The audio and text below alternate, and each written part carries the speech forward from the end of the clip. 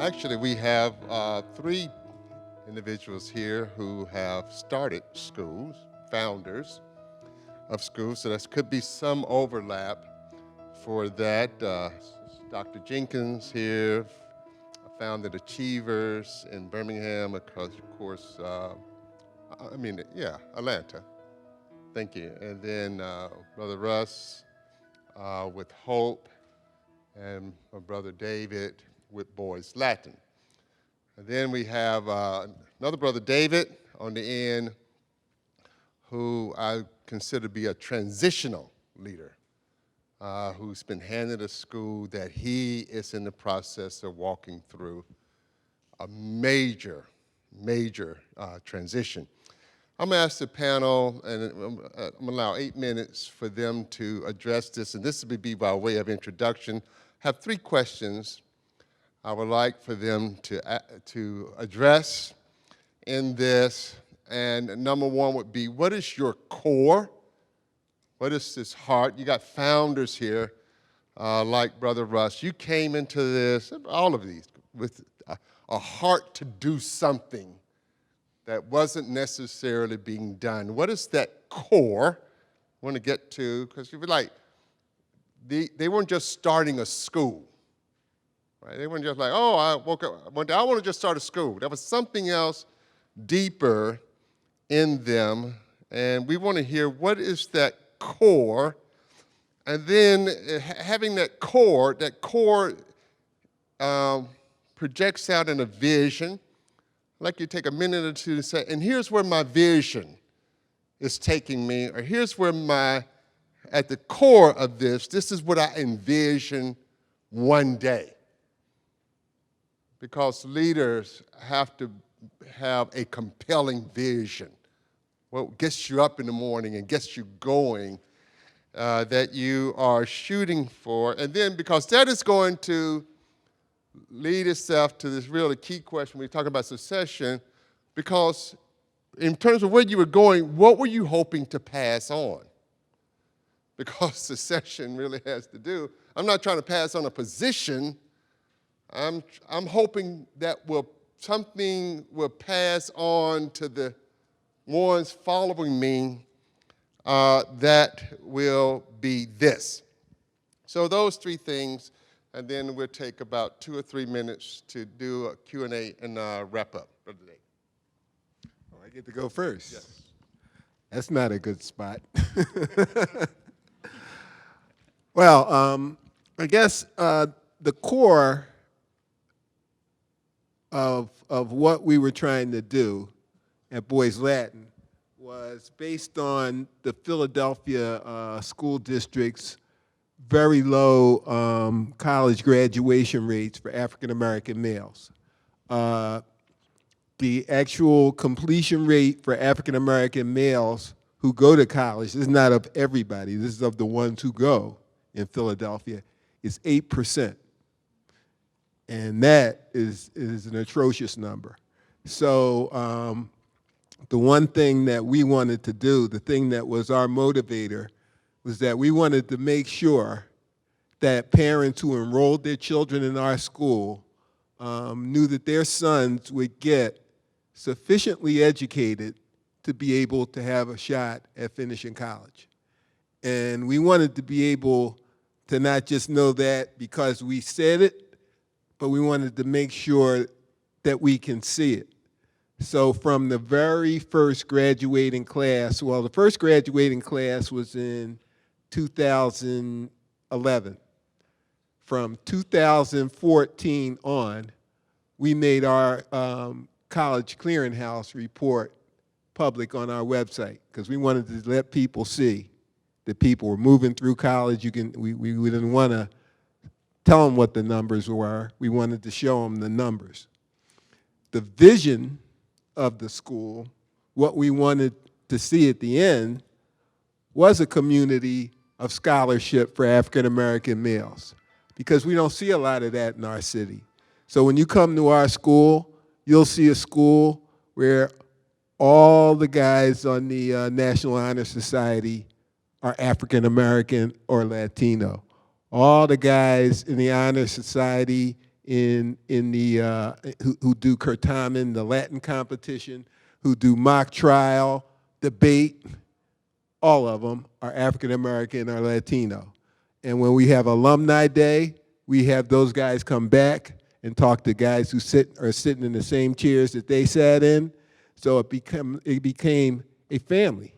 And you know, it's funny, the first year of the school, we say a pledge every day, pledge of responsibility. And I don't know, earlier I was telling somebody, we added everything we could in that pledge, just a long pledge, because we wanted to be responsible for a lot of stuff. But they have to say that pledge every day. And I told them in the first year of the school that they would run into people years later and they would say that pledge and they would still know it. And they say, I can't wait to forget this pledge. Well, in 2013, we opened up a middle school. And some of our graduates lived near the middle school. So they saw these little guys walking down the street, and they said, you go to Boys Latin? And the kids said, yeah. They said, do you know the pledge? And they start saying the pledge, and the kids start saying the pledge. And when the kids came back and told me, I could call these guys up and tell them, I told you so. Because that is something that kind of brought people together. It's something that remained a unifying object for our boys. The fact that they've all been through this, as they see it, miserable thing together. And it is miserable when you're 13, walking into a school, you're a 13-year-old boy. There's no girls in the school. You have to wear a tie and a jacket. Most of the guys who come don't know how to tie a tie. They've never had to keep their shirts in all day. They've never had to really do their homework. I mean, we really put a lot on these guys, and they delivered. And that's why we send more African-American males to college than any school in Pennsylvania, public, private, charter, parochial. So that was our vision. The last thing is, what do I hope to pass on? What I hope to pass on, what I hope I've passed on, or what I believe I passed on, is the commitment to the boys who live in the neighborhood where our school is. Because if we had put our school downtown, we're in West Philadelphia. We're about 15, 20 blocks west of the University of Pennsylvania. It's an area that is known for lots of violence. It is the #1 zip code in Pennsylvania for gonorrhea. I mean, it's nothing attractive about that neighborhood until we put our school in there. And now that school sits as a beacon in the neighborhood. And what happens is that it's in a neighborhood that needs it. Most of the time, kids leave their neighborhood to go to school. In one neighborhood in Philadelphia, in Strawberry Mansion, in a school, in a catchment area that has 1,800 kids, only 17 of them go to Strawberry Mansion High School. 17. Less than 1% of the capacity of the building. And they kept that school open. These are people who close charter schools and don't want to fund vouchers for schools that are working, and they're going to keep that thing open. Why? We talked about it earlier. It's the jobs. It's the jobs. Okay? So to be able to say that we brought a school in to a distressed neighborhood that is a school that's standing out, a school that has the largest Latin department in Pennsylvania of any high school or any high school district in Pennsylvania, and I don't have 100, I only have 6. 6 wins me Pennsylvania school district maximum. So, I mean, that's the kind of environment we came into. Our job was to step up the standards, step up the results. I think we are starting to see those results. I think that a good time to really look back and see if the school is doing anything would be in 2024, which will be the first time that our middle school, our first middle school class, will be able to have a 4-year completion rate for college. That's what we want to see. We want to start them at the beginning, take them all the way through, and then have them come back and be role models for the boys that are there today. When I think about the core, I think back to my own story of what led me to start Hope, and I'd say at its core, it's to foster hope in God within the inner city neighborhoods of Minneapolis. That has nothing to do with education, does it? So we locate our driving passion in something bigger than schools. And so I say to people, if you wanted to bring the kingdom of God to a neighborhood, and you had a choice of starting a church or starting a school, 99 times out of 100, I'd start the school first, and then the church, right? And so, at the core, I'm bringing the kingdom to the Phillips neighborhood of Minneapolis, and that all that we do is around helping students and parents and donors and others to put their hope in God. That's the core, that's the center, because we believe that hope in God changes everything. That's the most fundamental belief of our school, that hope in God changes, and it changes the educational injustice that marks our urban center. And so hope was formed to address this issue of educational injustice. And our vision, simply, I think, is to love our neighbors as we love ourselves. And so that is so much more difficult than what it seems. You've all heard me tell the story that every month at the park in our neighborhood, that there's a church or ministry that comes and serves food to the people in the neighborhood. And what do they serve every month? Everybody knows. Hot dogs. They serve hot dogs. And it's not because the poor are enamored of hot dogs. It's because hot dogs are cheap and they're easy. And so when I think about what kind of education would I bring, that I love my neighbors with, I'm tempted to give them a hot dog education. Even though nobody wants a hot dog education for their kids. And so the challenge of Hope Academy is to give my neighbors the same great, remarkable education that we all want for our own kids. And that's the question that drives the vision of what we do is how to love your neighbor as yourself, right? And then what am I hoping to pass on? I guess that passion that I'm hoping, to find others that same passion burns within them, just like it burns within me. I want to pass that on to somebody. So I want to ignite that same passion in others who will carry it on for the next 20 years. So it's interesting because as a founder, Dr. Gant talked about that I started my own school in Atlanta. And as a founder of a school, I'm very sensitive, or a previous founder, I'm very sensitive to founders. So when I came aboard at Rivertree, Rivertree started out of, I would say, the heart of one man that had a passion for a community.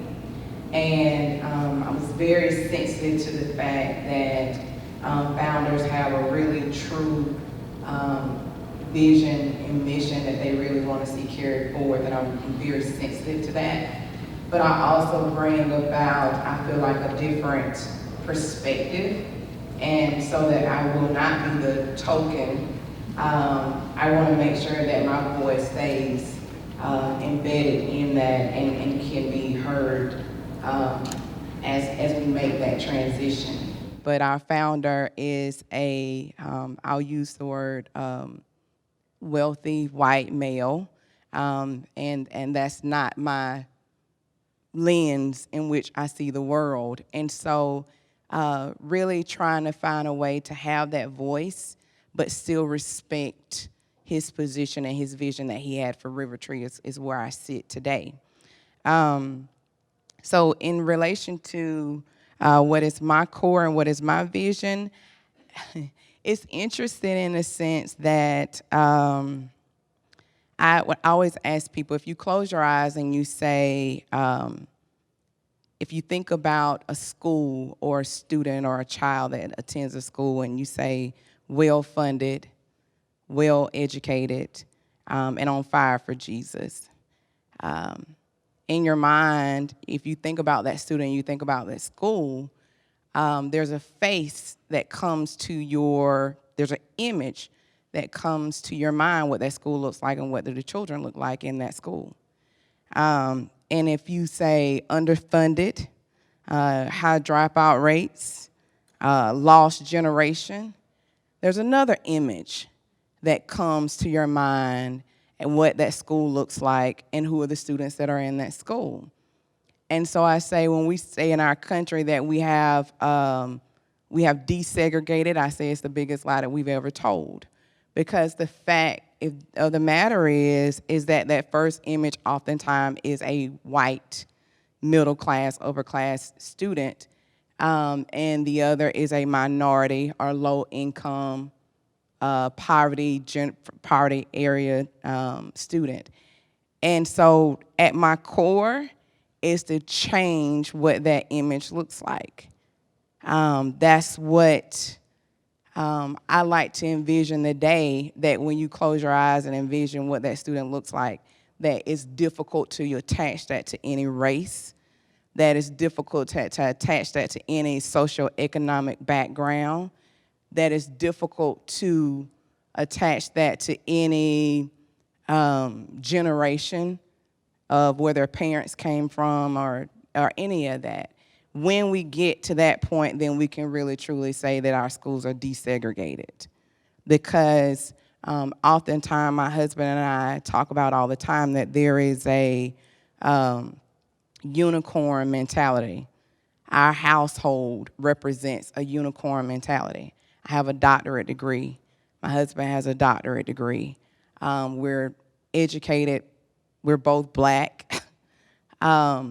And we consider ourselves very on fire for Jesus, and people look at us and say that we are unicorns. They don't use that word, but they describe it in a very unicorn mentality, and that bothers me. I do not take pride in it at all. It sort of offends me.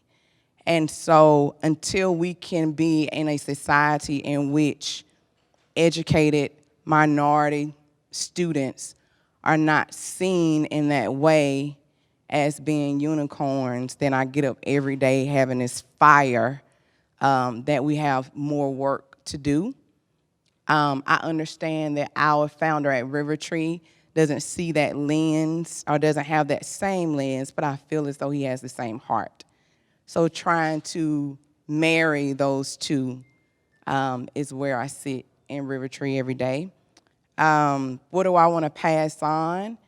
I think that I want all of us to be bothered by that same passion, by that same existence that we have right now, and not be comfortable in the fact that we label ourselves as saying, oh, we're desegregated, and oh, we live in a community or in a country that says that if you work hard and if you trust and believe in God and everybody has a fair opportunity to be educated, maybe, I would give a different lens to that. And so I think that until we become very sensitive about that and aware of that, then there is so much work to be done. So, in terms of the core, first, I just want to say that I'm very grateful for the leaders in this room. I don't know if anybody's told you enough, but thank you for what you do. Thank you for being leaders and pioneers and being in this place. It signifies your growth, your continued growth in the engagement of our communities and those that that need it the most. And so very grateful for that, because I was the student in your community. I was that single parent. I came from a single parent home, fatherless home. I was that student. Wasn't in a school like yours, but I was in. So that's the core of who I am in terms of the school that I've been a part of and have been a part of in the past in San Antonio. And so I was that target audience student, and I was him. And so with that, I want to I guess in one word, opportunity for students, right? To provide opportunity for all students. And that's so when I think of, in terms of because there should be more up here that are like me. But it's a matter of opportunity that was given to them, right? And so I say that in terms of the very essence of the things that drive just the passion of the passion that God has put within me and the rest of you is to begin to engage that on a level that is more efficient, more effective, more enlightened, and more informed. Our vision. So I would say this in terms of school. I have a great school, and that school has been around for 25. This is our 25th year, and they've got some amazing things that God has done.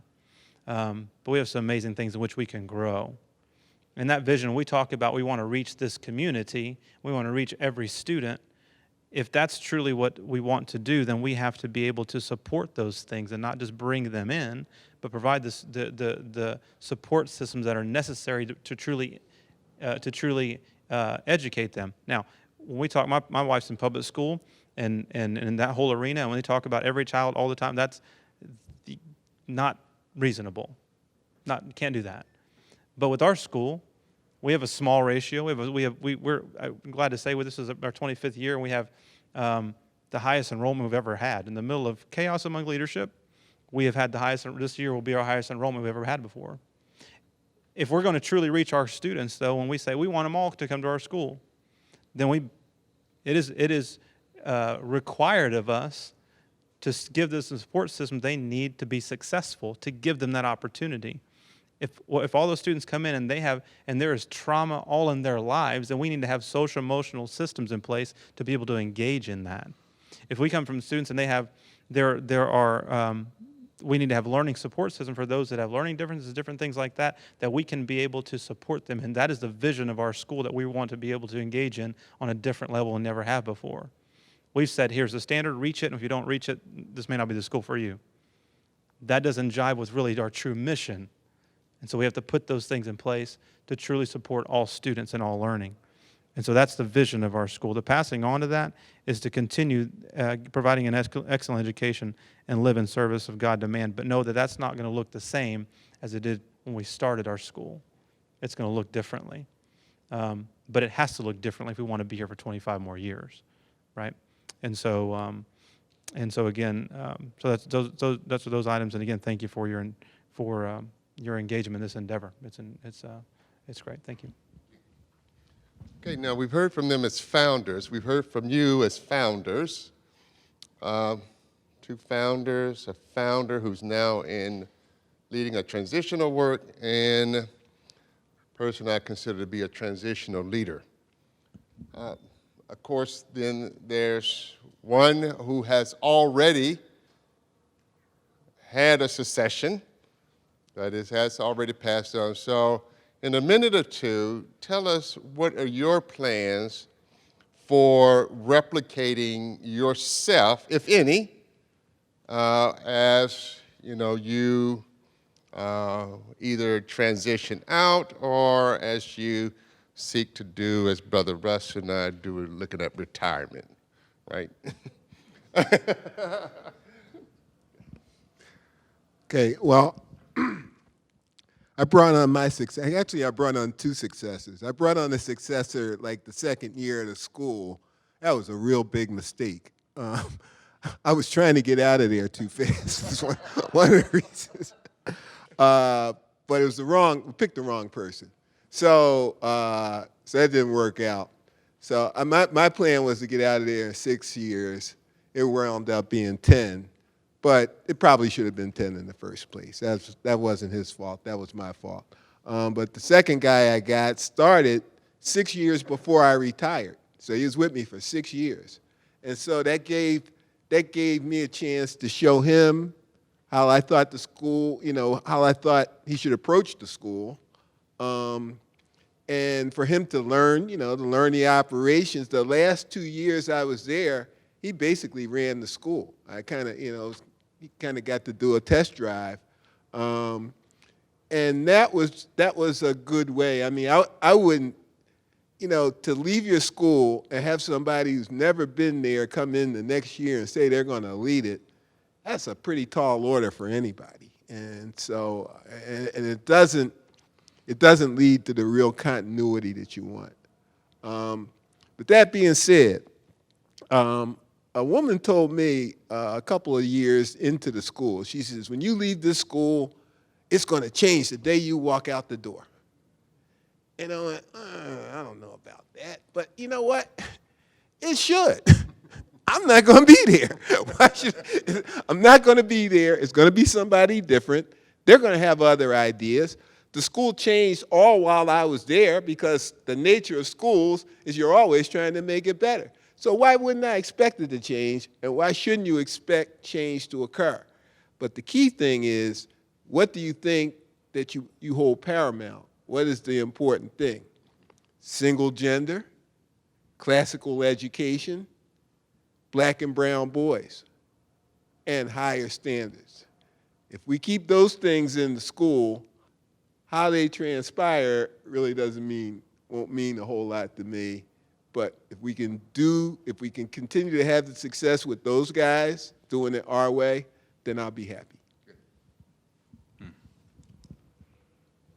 I think I'm convinced that as all of us are leaders, right, that it's irresponsible not to plan for the future. And for each of us to be identifying and raising up leaders. And if we're in a position of leadership, that if we're not doing that, then it's irresponsible. And so I've been convicted of that. I've also thought that the best that succession planning is like buying a car. Right? The best time to buy a car is when you don't need one. Because the thing that you can give that would, I think, deeply enhance the succession is time. So I was glad to hear David say that he had a 6-year overlap, right? And so I'm not looking to retire, right? I'm too young to retire, but I'm looking to do a transition plan well, and so I'm starting way early. A lot of people are going, why are you talking about succession planning, right? Well, it's because, third, I believe in an apprenticeship model, okay? Exodus 24 says, then Moses set out with Joshua, his aide, and Moses would go up on the mountain of God, right? His aide. So he was working on an apprenticeship model, wasn't he? Paul was working on an apprenticeship model, Timothy. And I think that's the best way to pass on. You know, we asked, what are you going to hope to pass on? I think that's a model that works. Maybe the last thing I would say, what I've done is pull a few key board members into the process. And these are men that I deeply trust. And to have them walk with me, alongside with me, to do this planning is one of the best gifts that they could give to me. But don't do this, by yourself, but pull others that you deeply trust and invite them in to walk with you into the process. I think that our founder did a really great job in the sense that he did just that in terms of we met and he stated, these are the truths or the values that I really hold dear and firm and what I really believe that Rivertree is all about. But how you get there and what, things the way you need to navigate or feel you need to navigate through that is up to you. So he was very open to exactly that. And here are some core things, but other than that, it's all you. um, and he's on our board. So I think that making that transition to the board is another good strategy where it's like you're not completely walking away from it. I have his number. Sometimes I tease and say on speed dial. I literally go out to the farm sometime and we sit and talk. He lives on the farm. And we sit and talk and just really just making sure that we are on the same page as it relates to those core things. And then sometimes I get in the weeds and he say, remember I told you that's all you. And I can appreciate that. In terms of my transition, I don't know, I haven't even thought that far. I was like, I might be there another 30 years. I don't know. But one thing that I can say is that from day one, it was very important for me to understand how to grow professional capacity in everybody that is on our team. And it was really important for me to understand what is it that they wanted to do, and making sure that we were pouring into them in the areas that they wanted to develop. I think that is very important. Our principal is here, and she'll tell you, like, I was there 2 weeks before it was like, okay, we need to build professional development plans for everybody here on staff. And she's like, what? Because it's very important to me that I feel as though we're looking at how do we strengthen from within, because I think that transition happens best when you have people that have been a part of the organization that understand what you're trying to do, understand the mission and vision, and we're investing in them so they can later be part of the leadership that moves on and takes the school forward when I've moved on. Just sat down with the founders and said and had a discussion with them about, hey, tell me about the vision and the passion you had behind founding this school, and sat with the chairman of the board and happened to be the son of one of those founders, and so there's two things of one of understanding and honoring those cornerstone. We had 3 founders, so those cornerstone founders of what God put on their heart and honoring that. But 2, also being very honest and saying, here's the things that I think we want to be Christian, we want to be classical, we want to be about our community, but here's my expression of that. And that I want to make sure that you understand that before we even move forward in this, and be very clear and very honest of this is what I believe about that. And so there has to be that kind of candid discussion and open discussion about that. That's very important in terms of moving from an established place to another, because West Dallas didn't have a succession plan. That's why I landed in the mess that we did. And so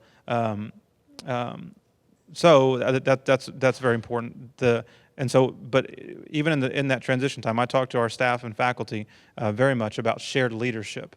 That this is not about a one-man show. This is not about what this person is taking in and running around and he's a circus leader. Like, you are the expert in the facilities. You're the expert with your class 1. You are the expert with admissions. You are the expert with this, and that trust is upon you. So one of the things is making sure that there is growth and development with all those staff, understanding that there's constant development within that, and that happens. There's good professional development, but better practices is coaching and coaching through that. So there's a lot of thinking out loud that I do to everybody around to understand and know where the perspective is on these things, so that that you kind of bring along the journey of that.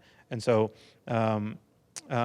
And so that's a way to and it's not replicating me, but it's replicating, I believe, the next phase, next chapter of our school. And so replicating that's very important to know and to engage in. And so that's on that. And on a side note of that, the replication I think is very important, that that there's no doubt that your schools are growing in the Hispanic community, and we need to have more Hispanic leaders here, because they're not, right, to be represented in that. And so that's a very important to notice in terms of the replication of our leadership of our school. That again, that we engage on all fronts. We should. One of the things that I love about our school is we are the most diverse school in our zip code. We have 47% African American, 48% Hispanic, and so we're very diverse amongst our community. We truly reflect our community, and I think it behooves us to make sure that our leadership does that across the board. And so that's a very important component of replication of our school. It's just that very thing that was shared by Dr. Strickland, that it's that next generation of those that are sitting in your seats that need to be leading the next step and next phase of the school and organizations that we have. For sure. Interestingly enough, the pushback that I've gotten sort of across the movement hasn't been as great when I've been talking about diversity inclusion or I've been talking about women's leadership. The pushback that I've really gotten is talking about emerging leaders. And people say things about emerging leaders that if they said it about leaders of color or they said it about women, you would immediately call HR. They'll be like, they don't, when you say it's important to train emerging leaders, you're discounting everything that everybody else has to offer. So when you think about the Global School Christian, that summit, that the emerging leaders track was the one that got the most pushback and people didn't want to see it. And so my question is, as founders, you all have done this well. You've transitioned well. You have a heart for ministry and for seeing the next generation. I don't think it's as pervasive as it really should be. So can you give us some advice? There are probably people in schools here who maybe are having difficulty with that, or we have colleagues and friends who we want to support emerging leaders, but there's some resistance or some concern or some fear. What advice or counsel would you give those of us who are trying to really honor those, like honor our founders, love our founders, honor their vision, but at the same time say, for such a time as this, God has got, how do we honor those people but move things forward? What I tried to do with all my employees is know what their plans were in education. To know you want to be a school leader, you want to be a master teacher, you just want to do this for a few years and go on to law school or medical school. Whatever it was, I wanted to be behind what their plan was. Because if I was behind their plan, they were going to do my plan. And so that way I get to see everybody, see what their aspirations are, get to see who wants to be in leadership, and get to kind of guide people. Certainly in the kind of industries that we are, in the education industry, there are limits as to how much we can pay people. So there is some element of people will be leaving all the time. So the question is, how do you want them to leave? Do you want them to leave as a surprise and then help you? Or do you want them to leave, going to the place that they want to go to, having been a real asset in your place? And I think the latter is what I always shot for. I didn't always get it, but that's what I always shot for. I hope that this answers your question, but one of the things that I thought about, and I'm actually going to borrow, this is a page out of Dr. Gant's book, but he always talk about, they're identifying the sacred cows in the room. And so oftentimes when leaders are really wanting to hold on to things and hold on and not want to transition, it's because they have some sacred cows that they really feel like that a new leader is going to get rid of. And so I think that one way is to try to eliminate as many of those sacred cows as possible, because then you won't have this fear that things are going to change too much when you're gone. But if you're holding on to a lot of sacred cows, then you are going to be fearful of someone making the transition into leadership, because what if they don't hold that same cow sacred? And so I think that I try with all intents purposes is the only sacred cow that we have in the room is children, honestly, and how we educate the children. And if we have people in place that's really desiring to educate children, then all the other things, I mean, I have philosophical, education framework and all of those things that I'm passionate about, but it can't be a sacred cow for me. I have passions as it relates to, we can debate about theory and educational theory all day long, but it's not a sacred cow for me. And I think that if we can remove some of those things, then we'll be more open to having new leaders be emerging out of our schools. Sometimes the skill set for a founder is different than the next person. And I'm wondering, has that influenced how you thought about things? And was there ever a thought that you might have that a career change it would be good, even though this is not retirement for someone? That like maybe there's just different needs and the institution has different needs and different giftings. And so it doesn't need to be at the end of someone's career to make a transition. Yeah, I would say that very much describes maybe the place where I'm at. I'm a starter. I love to start things. I'm not a maintainer. And so the kind of person that's needed to take Hope the next 20 years is going to be a different person than the person that was needed the first 20. And as David said, there's the fear that things are going to change, but the reality is that things need to change as they move into another phase. And so the question is, as a founder, do I hold it like this or do I hold it like this? And if it's God's school, then I can hold it. I can hold it like that, right? And trust the leaders. Maybe that's one of the key things about emerging leaders is, can you trust them? And if you find the person that shares the core values, which we talked about, right? Then that trust comes more easily. Hey, let's get this 18 panel a big hand.